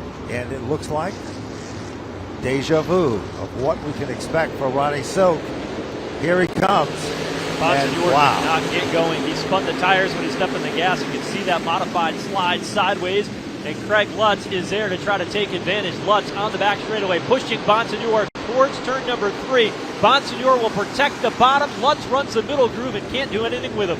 It is Lutz who's still trying everything to make the move. Meanwhile, a little further back, side-by-side racing, Ripkema and Kyle Bonsignor are in a side-by-side battle. But back towards our front pack of cars, Lutz continues to work over Kyle Bonsignor and Justin Bonsignor. Kyle Bonsignor in a 4-car bid at the bottom of the top 7. Kyle Bonsignor, the 22, trouble, turn 3. It's Eric Goodale and Austin Beers who come together. What a Both save. slide sideways, everybody scatters, and we're going to stay under the green flag for the moment. But Eric Goodale's got heavy left front damage and right front. His car slides across the racetrack in front of traffic here on the front straightaway, and that will bring out the caution one more time. Neither of the 2 cars went spinning completely, but Eric Goodale, who is now stopped on the front straightaway, got pretty good damage on both front tires. Did a great job of trying to keep that car out of harm's way, and the Goodale GAF machine is setting stranded on the front straightaway, and it appears you can look at the front end, right front, left front, towed in opposite directions. That's not how it's supposed to be, or not the design whatsoever. It all happened in the middle of turns 3 and 4.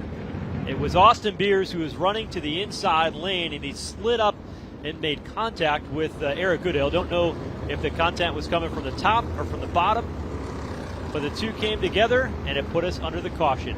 156 laps complete in the season opener for the NASCAR Whelen Modified Tour. We'll be back as we head to the finish in just a moment.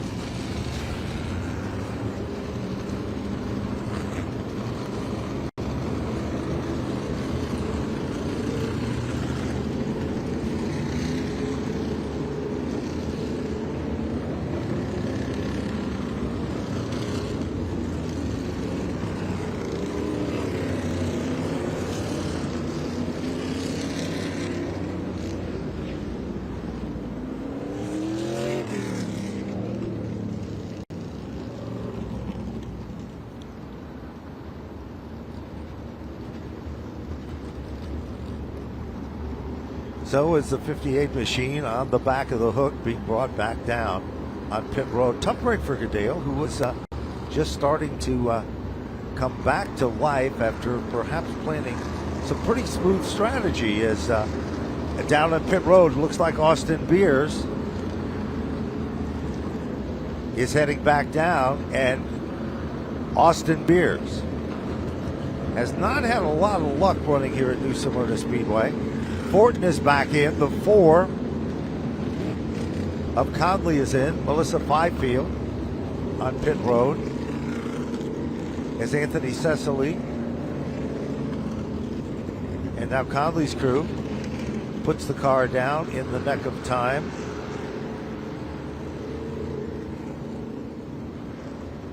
Spencer Davis has had kind of an up and down situation, and there we can see that Austin Beers, they were struggling, remember, with a left rear tire as we were ready to go back to green.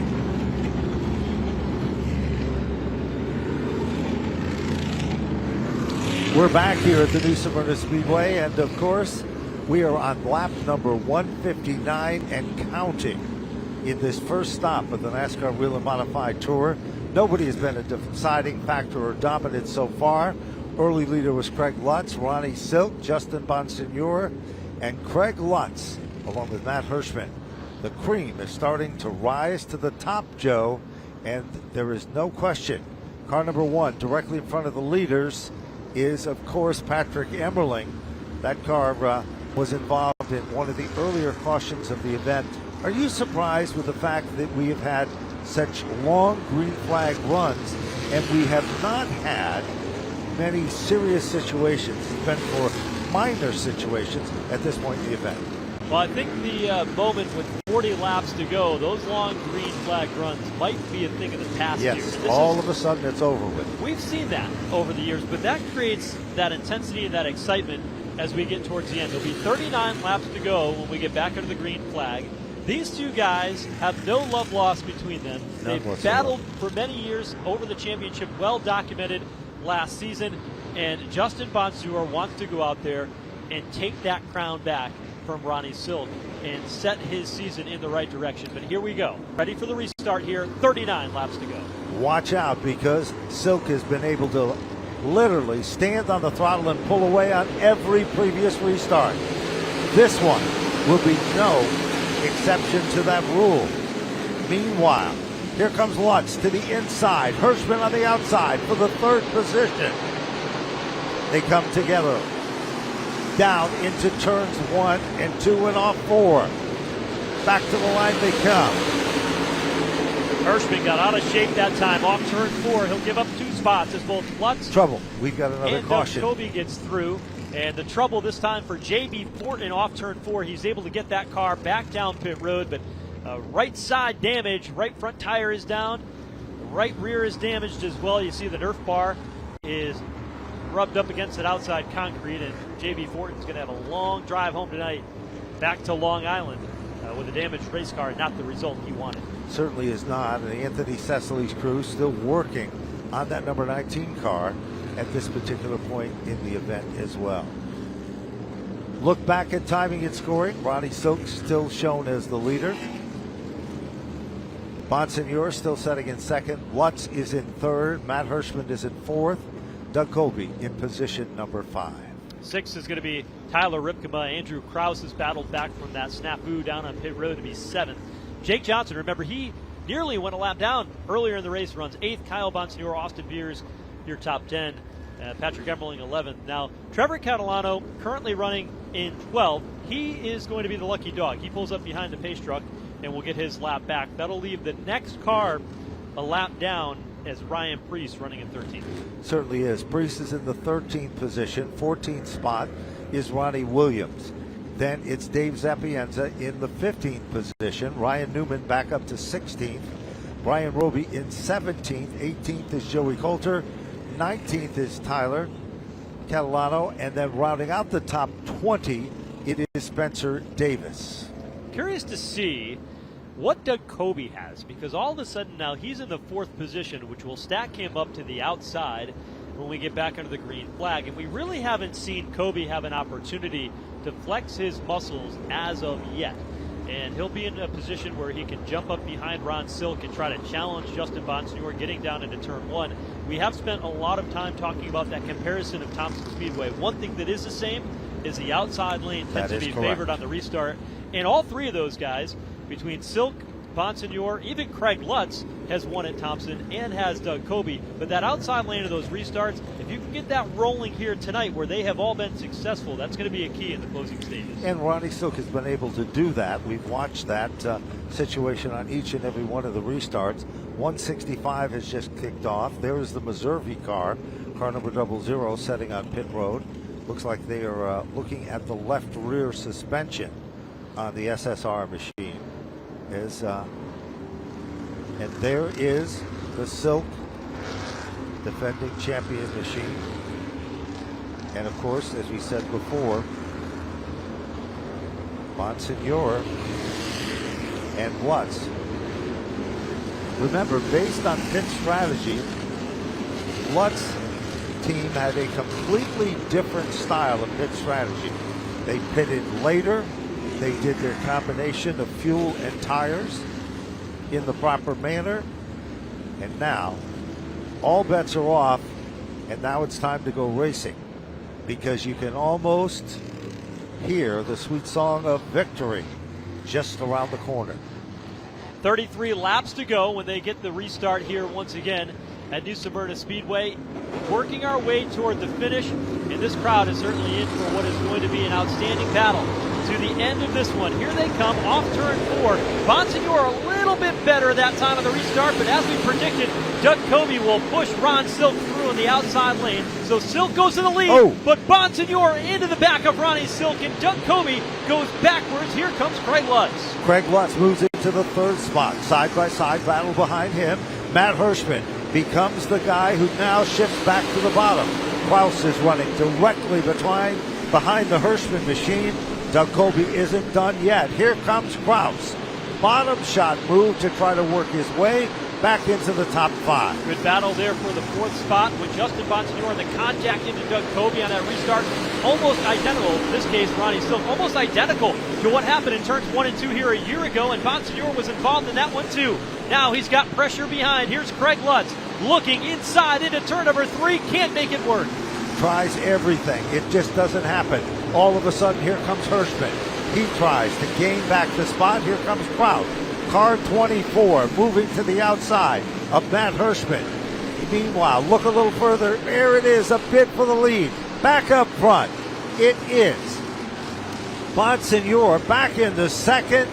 Lutz drops back to the 3rd spot. And Doug Kobe and Andrew Kraus still waiting to get into the hunt as the clock continues to tick away. Here comes Lutz, a bid for 2nd. This is not over yet. Craig Lutz just got rolled up the racetrack. Keep an eye on Doug Kobe. Kobe's going to draw to the bottom of Justin Bonsignore. Bonsignore cuts across the nose, but Kobe, keep an eye on that 7 New York car in Justin Bonsignore. Here comes the bumper.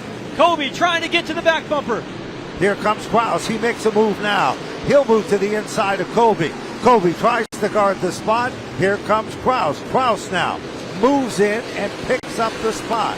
Kraus has now worked his way back into the top 4, forcing Doug Kobe back to position number 5. Hirschman setting in the 6th spot, car number 60. What a run tonight by Andrew Kraus. Still has a lot of pressure. Patrick Emmerling on the move, trying to move into the 7th spot. Tyler Ripkema gets a little out of shape up there in the high groove. As Emmerling, not too long ago, he was the cause for one of our cautions. Now he's back inside the top 10. Great battles as we get near the finish today. Tyler Ripkema nearly coming together. 2 Western New York drivers. One out of Orchard Park. That's Patrick Emmerling. The other out of Oswego, New York. And here comes Kyle Bonsignore. Kyle Bonsignore tries to guard the inside lane, but there was Ripka on the outside trying to hold on. Meanwhile, Ryan Preece is back in the thick of things here as well with the number 40 car. Preece has worked his way into the top 13. Here comes Doug Kobe. Kobe tried to get down underneath the Kraus car. Couldn't do it. It is still Silk, the leader of the pack. Battle is still for 2nd. Lutz trying to pull away. Here comes the number 24 machine, Andrew Kraus. Kraus goes low. Andrew Kraus has now picked up position number 3. He's on the podium, and I don't think he's done yet. Andrew Kraus has got a long way to go, though. He's a second and a half back from the race leader, Ron Silk, and then you've got the 46 car, but we've got trouble up in turns 3 and 4. Brett Meserve has gone around to the inside lane of the racetrack. One of the Catalano cars as well. It's going to be the 84 machine of Tyler Catalano that has gone around, and that will bring out the caution here again. And we are 22 laps from the finish, and that will restack everybody just as Craig Lutz was starting to chip away at the advantage that Ronnie Silk had out front. And it appears we see some smoke coming from the exhaust of the Catalano number 64 car. So tough situation there. It looks like perhaps a problem beneath the hood as the engine expires just a bit. And we see the young talented driver. Pretty good run for him he was having to this particular point. It's up in turns 3 and 4. See the smoke billowing out of that race car. And a tough break for Tyler Catalano. Tyler, of course, JJ Vesey is the crew chief on that particular car. If that Vesey name rings a bell, the legendary Mario Fiore, who had so much success with the Danny's Market 44 with the Reggie Ruggiero, that is the grandson of the Danny's Market owner, Danny Vesey, and he is one of those characters in the sport of modified racing. But you can see underneath the car, it looks like oil, and that is not a good indication whatsoever. And that could change the entire complexion of this event, as 179 is showing, and we are under a red flag situation here at the new Smyrna Speedway. So the red flag is out. The field is stopped along the back straightaway, and they will begin to put some speedy dry on to clear this racetrack. 21 laps from the finish at New Smyrna. We'll be back in a moment.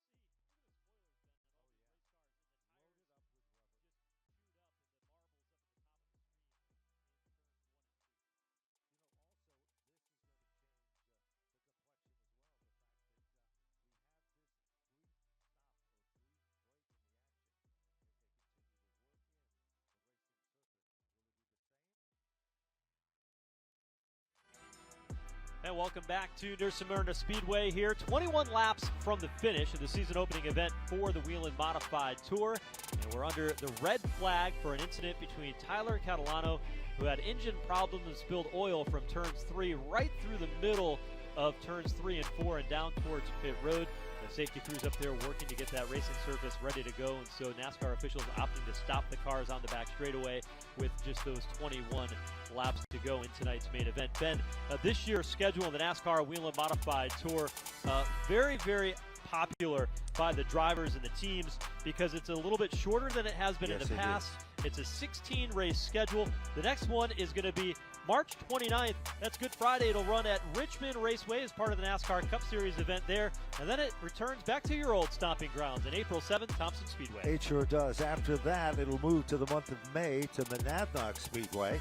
And then following the May 4th stop there to Riverhead Raceway, always a popular stop. And then, of course, Seekonk Speedway, the pride of the Vendetti family, will kick off the month of June. Then one of the big stops coming up later in the month of June. Back to New Hampshire Motor Speedway, one of the biggest events on the series schedule, also highlighted by races at Oswego Speedway, Riverhead. North Wilkesboro Speedway returns to the calendar in the month of October. The World Series of Speedway Racing, not this World Series of Speedway Racing here at New Smyrna. The other one. The other one, the one that's held in the fall of the Thompson Speedway Motorsports Park. And then back to Martinsville Speedway on a standalone Saturday night race to crown the 2024 NASCAR Whelen Modified Tour champion. Very popular schedule, and I think because of that you've seen many more teams commit to running the full schedule here this year, and a strong showing of what was 35 cars that showed up to race here today. It certainly was, and it's only been 2 stops, one last year, North Wilkesboro, that had that huge car count, and then we come back here to New Smyrna, and we also talked about it at the start of this event. It isn't just a good car count, but we were able to see some very competitive cars. Sometimes we'll have a front pack of cars, a middle pack. That's not the case. We had good racing all the way through this field, and now we see them working in that speedy dry and the racing surface itself, and it's going to be a shootout. What short track racing is all about. You got a great shot there of the fans that are pumped up and ready for this one, and the closer. Looks like they've got part of New Smyrna Beach out there trying to dry this track out here in turns 3 and 4. Help from the Daytona track vehicles as well. This week here is just amazing when it comes to short track racing. Whether you're a dirt fan and you're up at Volusia County, doesn't or maybe matter. you're here for the next 9 nights here at New Smyrna Speedway, and excellent short track racing with just an outstanding slate. Whether you're a late model fan, an open wheel modified fan, it's here. And then Wednesday night when the activities start, just a few miles north at Daytona International Speedway leading up to the Daytona 500. You know, it's so true when you look at all of this and all the key ingredients of it, because we haven't even kicked off what we call the Tour Type Modifieds World Series presentation. And you can see those fans that are sitting in the grandstand right now enjoying this picture-perfect weather for an incredible evening of modified racing, and another record-breaking crowd. The Hart family, Robert Hart, Jane Hart, son Andrew, have all been a proud part of the history. Clyde Hart, who was a cattle farmer who really had a true passion for modified racing itself, and that was really pretty much the story that we are all used to hearing over the years. Clyde brought a gentleman by the name of Wild Bill Slater to the New Smyrna Speedway. Bill maintained and ran the race program, then turned over to the first couple of modified racing, Mr. Richard Brooks and his wife Mary Brooks. They retired from this series last year and will be sadly missed by everyone on the excitement for the Whelen Modified Tour as well. So those were some of the stories on how we got to today, and I know that later in the week we've got the John Beluit Memorial 76 lap event and the Richie Evans Memorial 100. A year ago we had bad weather, we didn't get that one in, but it's looking good for this year's event. Joe? Cleanup continues here in turns 3 and 4. We await the finish at New Smyrna. We'll be back in a moment.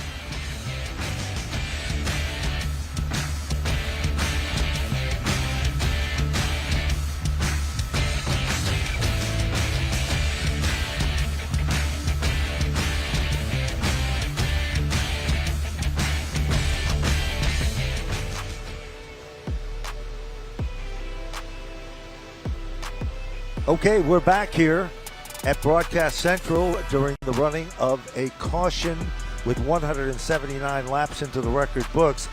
We've got the 50-50 raffle, and the amount of money, $646 going to the winner. I'm reaching way into the bottom of this. The lucky ticket number is 511238. 511238. $646. Come to the start-finish line area, and our 50-50 raffle lady will be glad to present to you with the prize and the money.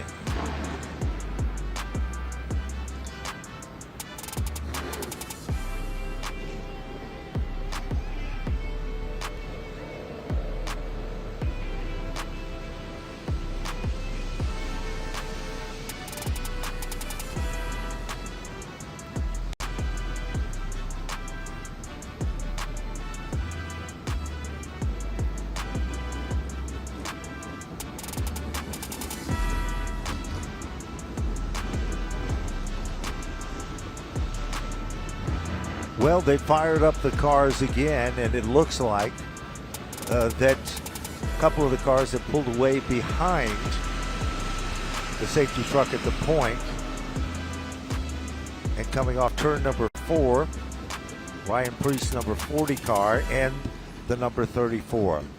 We're back live from New Smyrna Speedway for the running of the Tourist. New Smyrna Speedway 200, first stop of the NASCAR Whelen Modified Tour, and there is a look at the field of cars at a situation where we were forced to apply some heavy oil dry, and then the 16 machine of Ronnie Silk's car. Joe, you saw it. He had to get the assistance of a push vehicle as these cars were setting over there, and that seems to be the case as now Lutz's machine is also getting a push off as well. Bonsignore's car fires. Andrew Krause's number 24. What a great run for Andrew Krause in this event. Really turning some heads. Bonsignore, Ryan Stone. Last year they were so disappointed because they had such a fast race car, and it came down to the closing laps, and things did not work to their advantage. Well, you see the 51 of Justin Bonsignore before we get to the finish of this race.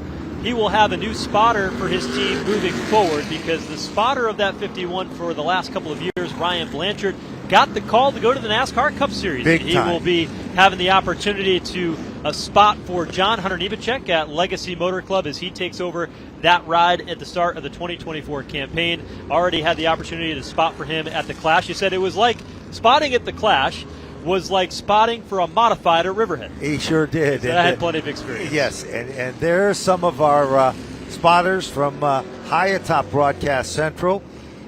As Tony Hirschman there in the middle, the 68, longtime spotter for Kyle Busch, now for Ty Gibbs. All up on the roof there, was very influential on that happening. But a lot of modified talent that makes it to the NASCAR National Series, and this is just another example of Ryan and his opportunity, who already has a Cup victory with Tyler Reddick at the Coda Road Course, but he gets the opportunity to go full-time spotting in 2024. Great kid, and very deserving, and a major asset to the sport, and a major asset for modified racing as well. So, yellow flag is displayed. 181 just clicked off. Final preparation down in turn number 3 to the top side of the racetrack. And the young Catalano did a great job, as you can see by the line of oil dry where that motor expired and then came to a screeching halt. So work still continues up in turns 3 and 4, but the dynamics of this has changed now, big time. Right? So we went from that long green flag run at the beginning, now multiple short runs, inside of 20 laps to go. We saw the cars sitting on the back straightaway, how that impacted the cars where they couldn't fire them up. Yep. And now what about the tires? You're right. The tires have had the process of going through. They've cooled, they've heated again, and of course, it is going to be a dash for the cash right to the finish in this one. Meservy's number 00 back down on pit road, the green machine. Looks like they're looking at something on the left side of the race car itself. And from race control, Senior Director Jimmy Wilson, with the NASCAR officials, his staff of experts, resident experts, looking things over. And they will radio back upstairs. 182 of 200. We've got a couple of drivers at the front of the field who are hungry to prove that they belong at the top of the modified ranks, and everybody is going to come down pit road and get those tires we talked about. Yes, Ron they Silk are. is in, Craig Lutz, Justin Bonsignor, Matt Hirschman, Doug Kobe, they're all in on pit road with the opportunity to get tires here at the end of this one. It'll put it in the hands of the pit crews. It sure will, and let's keep our eyes on who's going to get first. We're looking at... Let's go down to pit road and Jesse Punch. I was contemplating maybe it would be an electrical issue, but now that they've left the car here on pit road, it doesn't seem to be much of a problem. We're going to do a 2-tire change and hopefully get this 16 back up. So Ron Silk will win the race off of pit road, and I misspoke earlier. One car stayed out. Yes, and that one car that stayed out, Doug Kobe, was the guy, as he is perhaps in the best position of them all, they might think, as Kobe is there. Behind Kobe, Austin Beers, shown in second before we go back to green. Ronnie Silk in third.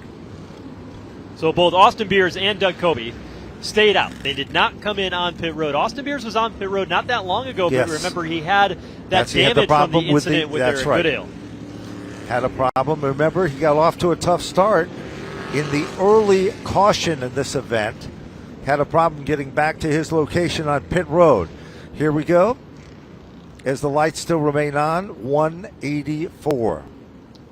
So here's how this is going to play out. So Doug Kobe will have the opportunity to choose. He'll choose the outside, I would bet, on the restart. That'll put Austin Beers and Ron Silk on the bottom lane. How about Tyler Ripkema? He has been a surprise in this one, but he has placed himself strategically in perhaps the best spot of them all. Down in pit road, Tim Conley, he's got a problem, got the air hose literally waving like a tail off that race car. That is not what he was looking for, to say the least. And now, car number 18 is also looking to return to the competition. That's Ken Heggie out of Calverton, New York.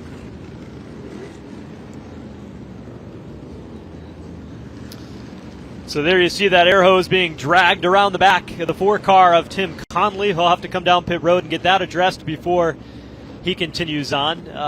Tyler Ripkema, that team. Remember earlier in the day we had qualifying here, and he laid down a lap until he got to turn 2, and you saw him just hang his head inside the race car, knowing that he gave some up, and he's been digging at it all day long. His father Dean that are teamed with this operation. That's a group that they install stadium lights all around the Northeast, particularly in New York. And that Tyler Ripkema team, many teams and competitors back in the pit area say when they put it together and get the entire package, they're going to be really, really tough to beat. He's in position right now with a great starting spot on the outside of the second row. Certainly is. And of course, as we said before, nobody knows what to anticipate or expect after this. It was perhaps the lengthiest caution of the event, as the racing conditions on the surface looking good now as we speak. And remember, the strategic way it has been is the outside lane is always the lane of choice here at the new Smyrna Speedway on these restarts. And now it appears that the Tim Conley machine, they've removed the hose, and they're sending Conley back out at the rear of the pack. So the field rolls up off turn number 4. Most of the safety vehicles, if not all of them, have retired back to pit lane. And we will see whether or not they get the indication here for one lap to go, or if they take another opportunity, and they will, just to checked that racing surface is they've got a couple of vehicles that they're trying to get repositioned over in turn 2 in the infield gate. So they'll hold off on giving them the 1 to go here. So we'll have what looks like at most 11 laps to go to the finish of tonight's event. And a couple of drivers that are going to be sitting on the front row who haven't been up there all night, and that's in Doug Coby and Austin Beers. Certainly is. And of course, as we said, this is the ultimate sprint. This is the type of distance you usually see in a qualifying heat at most short tracks in America that run qualifying events. So let's see what's going to happen here as, again, field is still with lights on the safety vehicle at the point in this event. Remember, we go back to not last year but the year before. Matt Hirschman was the big winner. Then last year, Ronnie Silk started his quest for the title, and he did it right here with his first victory of 2023. Looking for a repeat performance, deja vu, but Doug Coby might have pulled off one of the best moves as he decided to stay out, and so didn't the young talented rookie from last season, Austin Beers. Well, Tommy Baldwin, one of the best on pit road in NASCAR competition, and he has certainly played this game right. As we get closer to the finish of this race, it's going to be harder for those guys that have fresh tires to take advantage of them as the laps dwindle down. But Doug Coby and Austin Beers, those are the two drivers that really dominated this race last year. We've highlighted a lot about Ronnie Silk, but he didn't take the race lead over until late.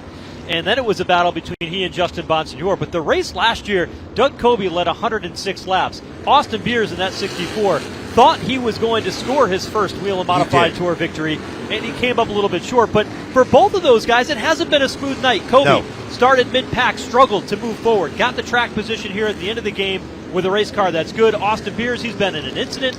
Car's not perfect, but he finds himself up at the front. He certainly does. Then Tyler Ripka is in the 4th position, finding himself in the perfect lane of opportunity. We know that the outside lane is going to go. It's going to be 10 to go.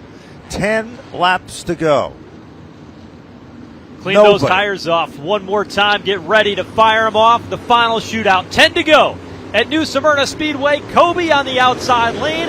To the bottom of the young Austin Beers, and he will keep even with Doug Coby down into turn 1. No question about it. Beers got the lead, drifts up the racetrack a bit.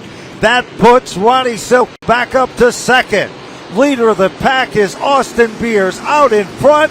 Doug Coby sitting back in the 3rd spot. Austin Beers at the beginning of last year knew he had to be more aggressive. He was there, but another guy who's aggressive is Ron Silk. Right to the bottom in turn 2. Silk out in front, trying to go back-to-back with wins at New Smyrna. Ronnie Silk takes back the lead. Austin Beers still digging in. Trouble now. Little contact was made. Everybody is okay. Meanwhile, it is Lutz who's also contending with Doug Coby. They're in a battle of side-by-side competition here. Battle for the win is Ron Silk, Austin Beers, and Justin Bonsignore. Coby a distant 4th. Here's Bonsignore working the back bumper of Austin Beers off turn number 4. Skates up the racetrack, and Beers is able to hold on. Bonsignore runs in his tire tracks a little further back.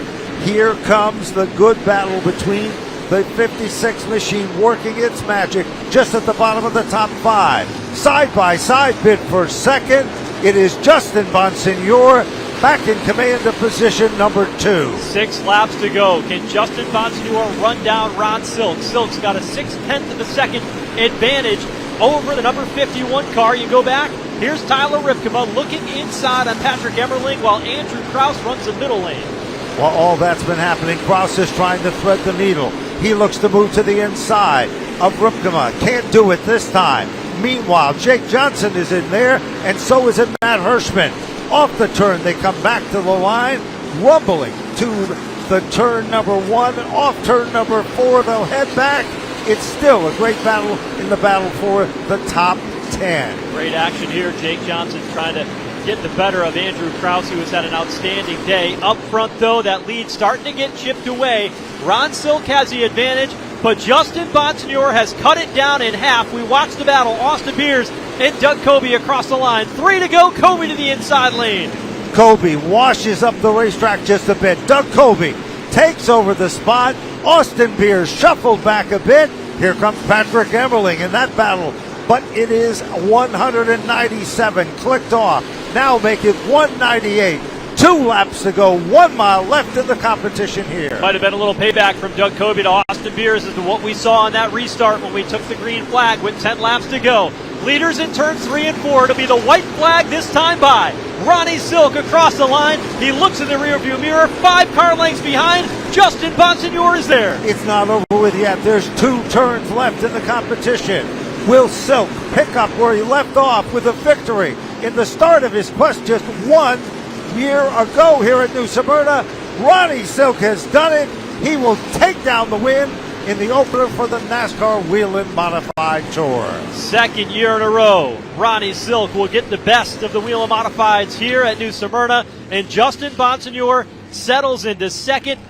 Had the opportunity before that caution came out at the end to go after the win and go after Ron Silk, but they'll finish the way they ended the 2023 campaign, and this rivalry between the 16 of Silk and the 51 of Justin Bonsignor just builds even larger as we head into the new season. No question about it. Let's take a quick look at the finish. Ronnie Silk, your winner. Of course, Justin Bonsignor is second. Doug Colby will finish in third. Patrick Emmerling rounds out the top 4. Then a great rub for Trevor Catalano with the number 56 car, Austin Beers, to finish in the 6th spot.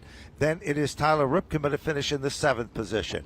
8th spot will be Andrew Krause, and rounding out the 9th position is Jake Johnson, with Matt Hirschman finishing among the top 10. Kyle Bonsignor, he got shuffled out of line in turns 3 and 4 towards the end of that race. Lost a lot of track position, will finish outside the top 10 in 11th. Craig Lutz was 12th. Ryan Priest, the last car on the lead lap, in 13th. Ryan Newman, 1 lap down, 14th tonight. Ronnie Williams was 15th, 16th for Dave Sapienza, and then it was a 17th place car for Brian Roby, Joey Coulter, Tim Conley, and Ken Hagee, rounding out the top 20.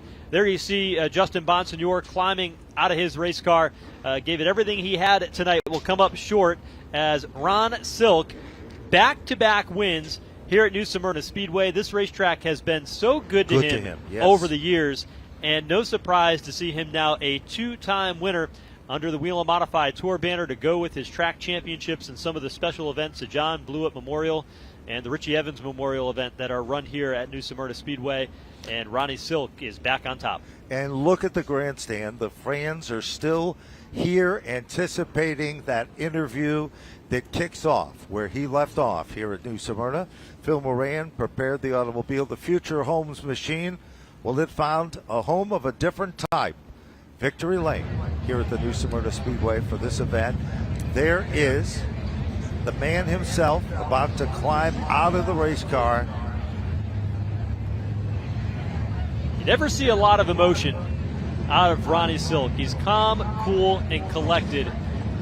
But boy, he puts that to work behind the wheel of that race car, and he's ready to get out, ready to cheer in front of what has been a capacity crowd here for the 3rd year in a row for this event at New Smyrna Speedway. Certainly has become a fan favorite, and with action like this, plenty of reason for that. There's the congratulation high five and the fist bump from the owners and the sponsors and crew members. Ladies and gentlemen, we direct our attention trackside as Ronnie Silk has done it here again at New Smyrna. The series champion, Ron Silk, defends his race win here at New Smyrna Speedway. Ron, a win to start the season, and coming off of a championship year, what does it mean for you and this team to start on such a strong note? Yeah, it's can't start much better than that. I love this place. It's my favorite racetrack, so it feels good to back up the win last year. Off to a good start, so hopefully we can keep it rolling. Everyone did a great job, had some great pit stops, made some good calls strategy-wise that put me in the right place. So just a team effort. It takes everyone to do this, and can't be happier to be here in victory lane.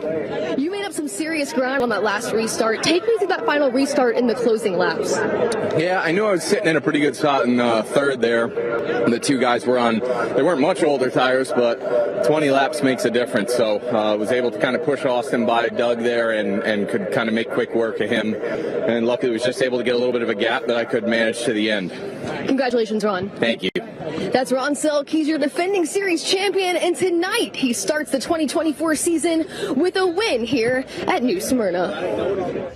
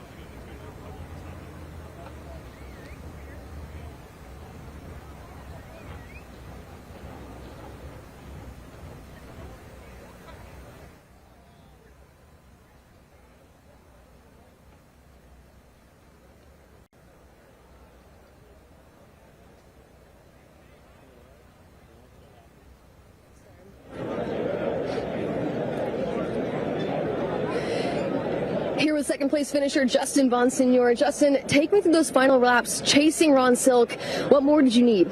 I just needed to be a little freer. He obviously got through traffic and had a 8-car length gap on us, and I was giving everything I had, but I was just still too tight on that last set of tires. And coming to the white, I found something in 3 and 4. I wrapped the yellow line, and it hooked really good. It was just too little, too late at that point. So obviously it would have been nice to have a few more laps, but hats off to them. They had a really good car all day. So did we. So off to a good start here. Just want to thank Phoenix Communications, Mark Langevin, everybody on this race team, ClearCom IT Solutions, Fury Race Cars, and built a brand new car in the last couple weeks, and it's off to a good start. So we'll see what we can do when we get to Richmond, but we got a long break. Thanks, Justin. Thanks. That's your runner-up finisher tonight, Justin Bonsignor, and that number 51. Your third place finisher tonight in the 7, Doug Kobe, making a triumphant return here with his team. Doug behind the wheel, and then his car owner, Tommy Baldwin, on the box. Doug, what does it mean for you guys to get back in action here together tonight? It means a lot more, I think, for us to be up here on the podium with a 51 and 16 than it does maybe for them. Tommy is a warrior and a battler, and really faced cancer head on and was very public about his battle, and probably helped a lot of other people out by talking about it. And it's our first time in the car since this car was wrecked at North Wilkesboro last September. All these other guys been racing, and we're veterans at this, so that's why we get in the car and have a good piece the first time out in 2024. And just want to thank the crew guys, everybody in Tommy's family for stepping up and really carrying this team through the winter and getting ready for here. And of course, the most important thing is that Tommy's healthy and doing well. And thanks to everybody for asking about him. It really means a lot to everybody on the team. And we're going to go to Richmond and hopefully have a couple finishes better there. Thanks, Doug. Thanks, Jess. That's Doug Kobe finishing third place tonight here at New Smyrna Speedway. Well, thank you, Jesse. An outstanding race tonight at New Smyrna as we got things off to a very quick and exciting start to start the new season. There is Ron Silk celebrating with his car owner, Joe Yanone, down in Victory Lane for the second consecutive time with a brand new race car. Finds its way to Victory Lane here at New Smyrna, and plenty of momentum as they roll into the next race on tour. About a month and a half from now on Easter weekend, it's Good Friday. It'll be March 29th when the NASCAR Whelen Modified Tour gets underway at Richmond Raceway, a Friday night event leading into the NASCAR Cup Series event in Virginia.